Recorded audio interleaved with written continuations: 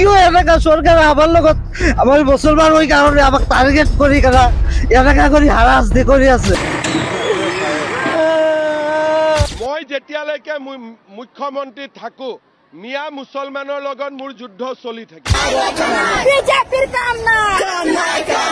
আজিৰ পৰা যিজনে উচ্ছেদ অভিযানত বাধা দিয়ে চেষ্টা কৰিব তাক ডাইৰেক্ট গুলি কৰি মাৰি পেলোৱা হ'ব। এনেকে আসলে মই কোৱা নাই, এনেকে ডাইৰেক্ট হিমন্ত বিশ্ব শৰ্মা ডাঙৰীয়াই কৈ দিলে। বিশেষকে মুছলমানসকলৰ ওপৰত উচ্ছেদ অভিযান চলাই ঘৰ বাৰীবোৰ ভাঙি পেলোৱাই দিয়া হৈ আছে, যাৰ বাবে হাজাৰ হাজাৰ জনতা কান্দি কান্দি পগলা হৈ আছে ৰাস্তাৰ মাজত। তো চলক আমি বেছি কথা নপৰাই ডাইৰেক্ট এই ভিডিঅ'টোৰ মাধ্যমত চাই আহিম যে আচলতে কিদৰে উচ্ছেদ অভিযান চলাই আছে মুছলমানসকলৰ ওপৰত আৰু ইহঁতে কিদৰে কান্দি আছে ৰাস্তাৰ মাজত আহি। তাৰপিছত আমি বিস্তাৰিত আলোচনা কৰিম ভিডিঅ' শেষত। আৰু আপুনি এই চেনেলটোত নতুন হৈ থাকিলে এতিয়া চেনেলটোক সাবস্ক্ৰাইব কৰি ৰাখক।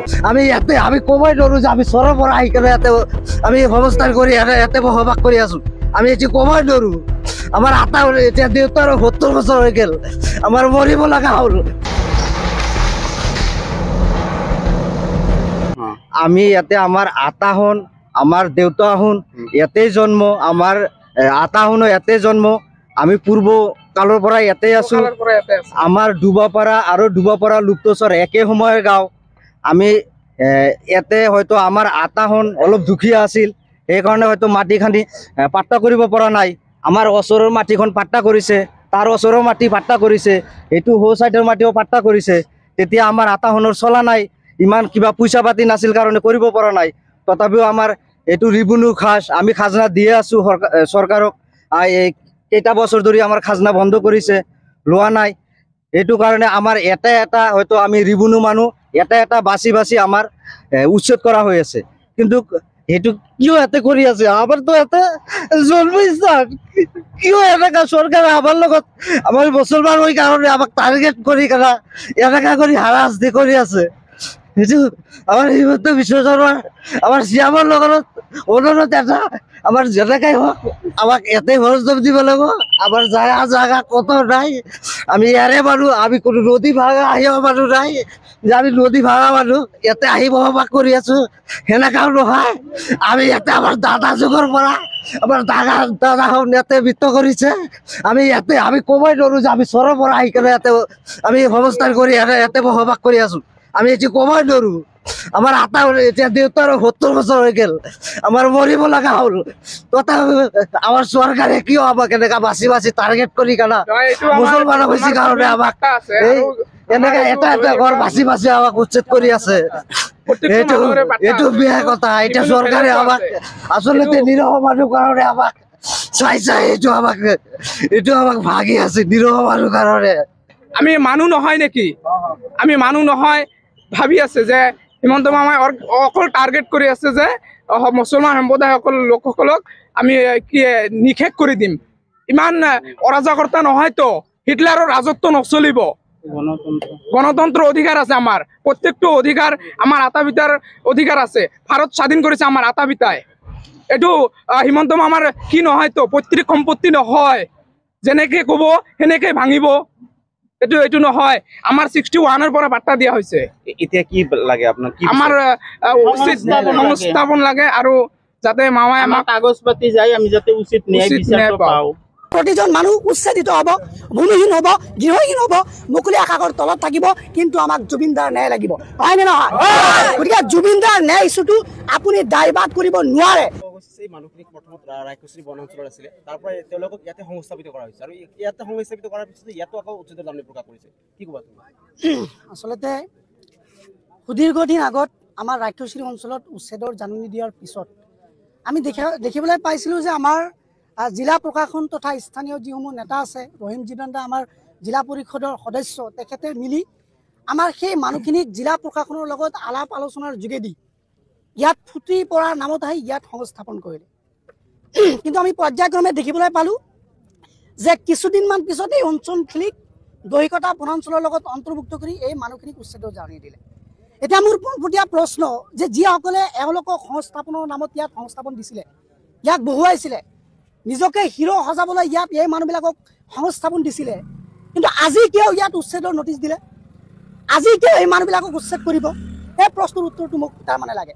আজি সেইসকল মানুহ ক'ত যিসকলে এই মানুহবিলাকক ইয়াত সেই বনাঞ্চলৰ পৰা আনি ইয়াত সংস্থাপন দিছিলে সেই মানুহবিলাক আজি ক'ত আজি এই মানুহবিলাক এওঁলোকৰ কাষত কিয় থিয় দিয়া নাই এই মানুহবিলাকক যে উচ্ছেদৰ পৰা বচাব লাগে বা এই মানুহখিনিক সংস্থাপন দিব লাগে সেই কামখিনি তেওঁলোকে কিয় কৰা নাই সেই প্ৰশ্নৰ উত্তৰটো তাৰমানে মোক দিব লাগে আৰু মই ক'ব খোজো যে ইয়াত যিসমূহ মানুহ আছে দুখীয়া দুৰ্ভগীয়া আৰু এইখন গোৱালপাৰা জিলাৰ স্থায়ী বাসিন্দা মানুহ এই মানুহবিলাকক যি ধৰণে উচ্ছেদৰ জাননী সমগ্ৰ গাঁওখন এটা আতংকময় পৰিৱেশ আৰম্ভ কৰিছে ইয়াত মোৰ বন্ধুবৰ্গ আছে গোৱালপাৰা কলেজৰ পৰা ষ্টুডেণ্ট আছে ছাত্ৰ আছে হাই ছেকেণ্ডেৰীৰ পৰা ছাত্ৰ আছে তেওঁলোকৰ এক্সাম চমু চাপি আহিছে আৰু এনেকৈ এওঁলোকক উচ্ছেদ কৰি আচলতে কি কৰিব খুজিছে আমি কি ক'ম আৰু যি ৰাজ্যৰ মুখ্যমন্ত্ৰী এনেকৈ কথাবোৰ কয় যে মই জীয়াই থকালৈকে মই মুখ্যমন্ত্ৰী হৈ থকালৈকে মুছলমানৰ লগত মোৰ মানে যুদ্ধ চলি থাকিব সেই মুখ্যমন্ত্ৰীৰ পৰা আমিনো কি আশা কৰিম এতিয়া মই আপোনালোকৰ যদি কেৱল আৰু কেৱল এটা আশা কৰিব খোজো যে এই অঞ্চলত বসবাস কৰা প্ৰতিজন মানুহ ভাৰতীয় বৈধ মানুহ আৰু এই মানুহবিলাকক পুনৰ সংস্থাপনৰ অবিহনে উচ্ছেদৰ নামত খেল ধেমালি হ'ব নালাগে সংস্থাপনৰ নামত নাটক হ'ব নালাগে প্ৰকৃত সংস্থাপন দি এই মানুহবিলাকক জীৱন যাপনৰ ব্যৱস্থা কৰি দিব লাগে অন্যথা কিন্তু আমি ছাত্ৰ মুক্তি সংগ্ৰাম সমিতি ইয়াত উপস্থিত হৈছোঁ আৰু মই খুব স্পষ্টকৈ ক'ব খোজোঁ যে মুখ্যমন্ত্ৰীৰ যি উদ্দেশ্য আৰু লক্ষ্য যে উচ্ছেদৰ নামত জুবিন গাৰ্গৰ ইছ্যুটো আমি ডাইভাৰ্ট কৰিম সেই সপোন কেতিয়াও বাস্তৱ ৰূপায়ণ নকৰে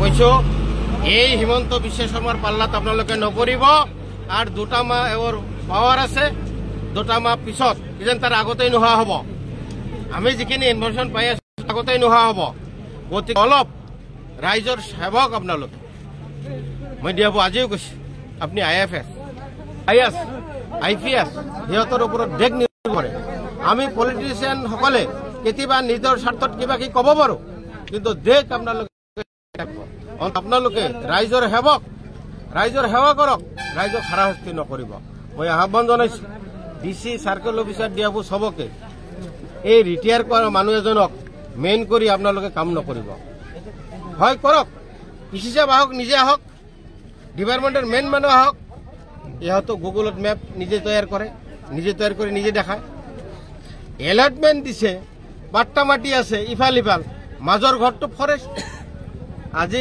সোণাপুৰত ভাটিয়াপাৰা ভাটিয়াপাৰাটো হ'ল ৰেভিনিউ ভিলেজ তাতে দহিকাটা ফৰেষ্ট কেনেকৈ গৈ পাল তাতে কেনেকৈ গৈ পাল ইমান কিয় কি কৰিছো আমি দৈনন্দিন ৰাতিপুৱাৰ পৰা ৰাতিলৈ নকৰোঁ আমি অনাহাৰে থাকোঁ ইমান পৰিশ্ৰম কৰোঁ তাৰ মাজতে এই বনৰ ঘৰ ভাঙি আনি এতে জাগা দিল আর যদি জাগা কোন নেদে পুলিশ দি ধরি লৈ যায় পুলিশ দি ধরি লৈ যায় ঘৰত CRP ৰেপিড ফোৰ্স সব পঠাই দিয়ে ইমান জোৰ জবস্তি আনি বহালা আকৌ বোলে এইবিলাক কি কাৰণ কি বুজাব খুজি আছে তেওঁলোক যিয়ে নহওক সাংবাদিক বন্ধুসকল মই আপোনালোকক কৈছো নিৰপেক্ষ হওক সাংবাদিক তেওঁ যিটো কৰি আছে মানে মুখপাত্ৰ চৰকাৰৰ মুখপাত্ৰ মানে যিবিলাক কৰি আছে কি আছো এনেকুৱা নিউজ কৰিব নাপায় অলপ নিৰপেক্ষ সাংবাদিক বন্ধুসকলক মই কৈছো মানুহখিনিৰ চাওক কি অপৰাধ কৰিছে তাৰপৰা তাৰপৰা তোমালোকে আনি ভয় পেলাই ভাঙিবা আৰু ইলেকশ্যন তুমি কৰিবা আৰু বিধায়কৰ লগত জেদ কৰি বুলি কৰে মই কি কৰিলো মাত্ৰ এটাই যেটো কৈ গলো এতিয়া মই যে আপুনি RFত থকা ৰাবাৰ বাগান লাখ লাখ বিঘা আছে সেইখিনি উচ্ছেদ কৰক পাম্প বইল আছে সেইটো উচ্ছেদ কৰক কল বাগান আছে উচ্ছেদ কৰক চাহ বাগান আছে উচ্ছেদ কৰক তামোল বাগান আছে উচ্ছেদ কৰক হাতী থকা ঠাইতো তাতে হাতী ঘোৰা ফিৰা কৰা হাতীৰ তো তাতে হাতীৰ যেটো ৰাস্তা তাতে সেই বাগৰিছে মানে উচ্ছেদ কৰিব বছৰ ধৰি আহিছো আগতে গম পোৱা নাছিল খুৰা? আগতে আমি গম পোৱা নাছিলো। কেতিয়াৰ পৰা গম পালে এইটো?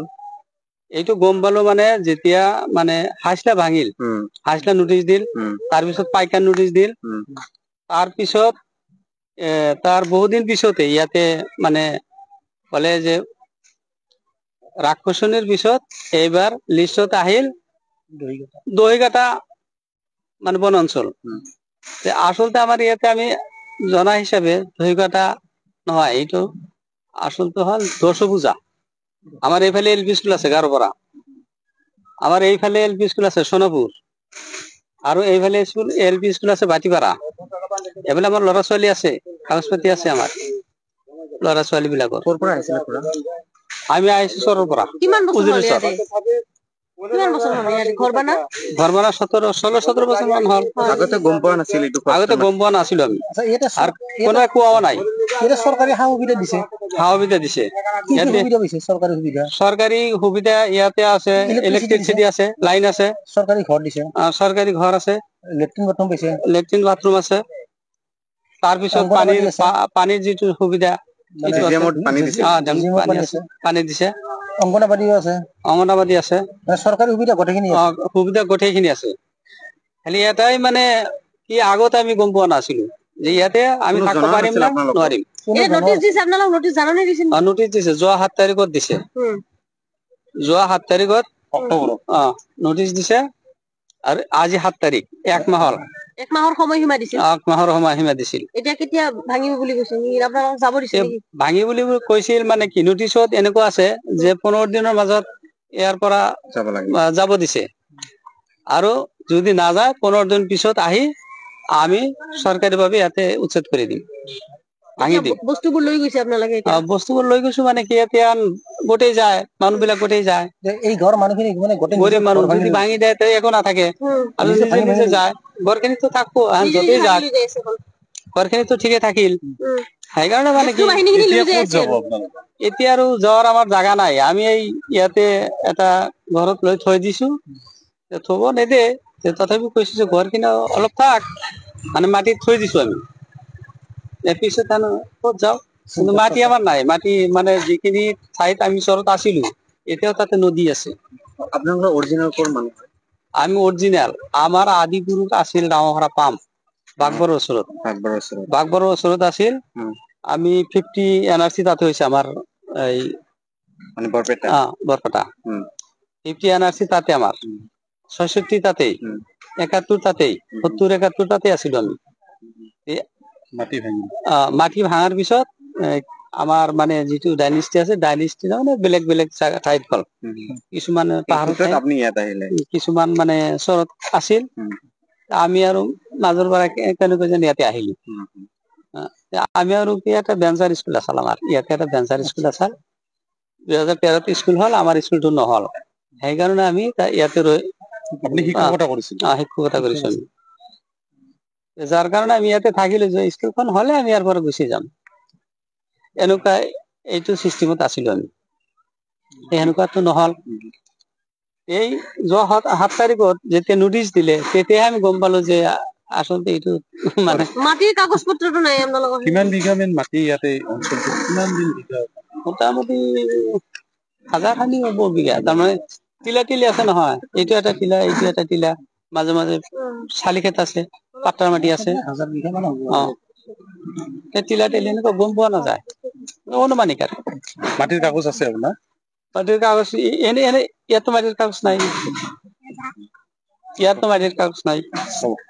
তো যিয়ে নহওক বন্ধুসকল, আপোনালোকে ভিডিঅ'টো শেষলৈ চোৱাৰ পিছত আচলতে বুজি পালে যে কিদৰে উচ্ছেদ অভিযান চলাই আছে গোৱালপাৰা জিলা, যাৰ বাবে কিদৰে কান্দি কান্দি ভাগৰি পগলা হৈ পৰিল অসমৰ জনগণ। তো যিয়ে নহওক বন্ধুসকল, ভিডিঅ'টো শেষলৈ চোৱাৰ পিছত আপোনালোকৰ অতি মূল্যৱান মন্তব্যটো কি এইটো কমেন্ট বক্সত জনোৱা। আৰু ভিডিঅ'টো ভাল লাগিলে এটা লাইক মাৰি চেনেলটো ছাবস্ক্ৰাইব মাৰি অৱশ্যই ভিডিঅ'টোক এটা শ্বেয়াৰ মাৰি দিব। ধন্যবাদ।